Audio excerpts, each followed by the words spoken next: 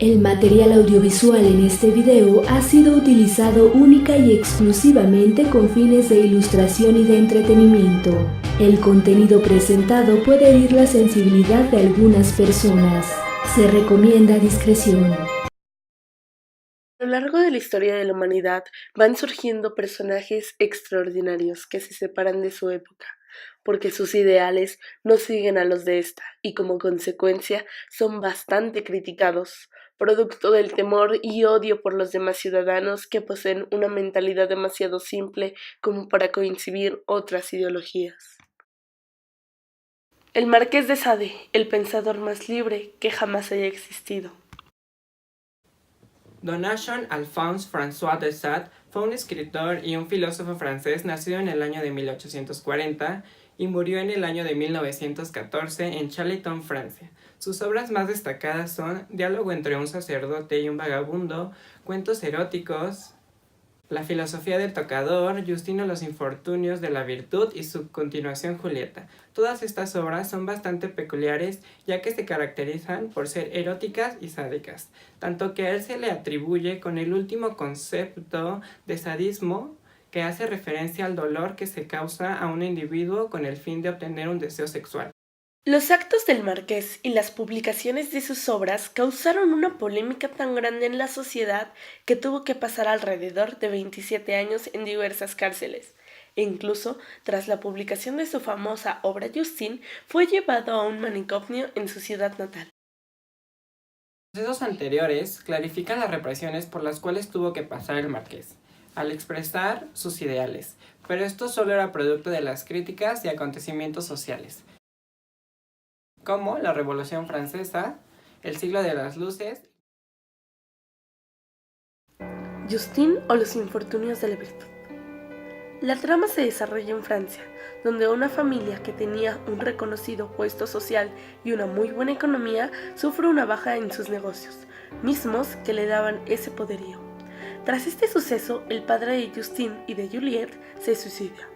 Ante lo ocurrido con el padre, la madre por el dolor fallece poco tiempo después, dejando a sus dos hijas, de edades muy cortas, huérfanas. Las niñas intentan buscar ayuda con amigos y familiares, pero lamentablemente ninguno de ellos se las brinda, por lo que optan por ir a un convento, en el cual su padre había hecho grandes donaciones. No obstante, este solo les brinda una estadía ilimitada. Ante esto, cada una de las hermanas se ve obligar a tomar su propio camino. Juliette, harta de las doctrinas religiosas, decide seguir con el camino fácil y alejarse de su moral. Así que ella llega hasta un bordel, y tras el paso del tiempo se convierte en alguien bastante solicitada y demandada, así que va subiendo y subiendo y subiendo de posición y haciéndose de riqueza y títulos. Todos eran productos de una cara bonita y un cuerpo bien hecho. Por otra parte está Justina, quien decide ir por la vida llena de valores, apegados a la virtud. Ella creía que esta iba a ser más fácil, así que al separarse de su hermana llegó a una casa de huéspedes y comienza a trabajar con un estafador, que por si fuera poco también la acosaba. Tiene unos disgustos con él y este la acusa por robo, así que va a la cárcel, lugar en donde conoce a Dubois, una jefa de un grupo de maleantes, que posterior provocan estallar la cárcel para su rescate. Una vez fuera, los miembros de la banda intentan violarla, pero Justine defiende su virginidad y su virtud hasta el último momento, así es que es golpeada brutalmente y abandonada en el bosque. Estando en el bosque, alcanza a ver a un par de homosexuales teniendo relaciones sexuales, cuyo estatus social era bastante alto. Es sorprendida y nuevamente golpeada. Posterior, conoce a un conde, quien la pondría bajo las órdenes de su tía, una marquesa. Este le trata de convencer a Justine que envenene a su tía, pero Justine se niega, así que es castigada, golpeada y lanzada a los perros para que la muerdan, hasta casi provocarle la muerte. Cuando Justine recobra el conocimiento, va camino a una ciudad, y un doctor se percata de su estado de ánimo y se ofrece a sanar las heridas. Este tenía una escuela, pero en realidad escondía grandes depravaciones. El doctor ya tenía planeada su muerte cuando ésta se da cuenta, pero al final no le sirve y es abandonada en pleno camino. Así que toma marcha nuevamente dirigiéndose a un monasterio, pero en realidad solo tenía la pinta de serlo, pues ahí sufre grandes atrocidades. Al final de cuentas logra escapar y con poco tiempo de libertad es tomada presa y llevada con un conde que se excitaba al ver sangrar a sus víctimas. Después de un tiempo también logra escapar de ahí.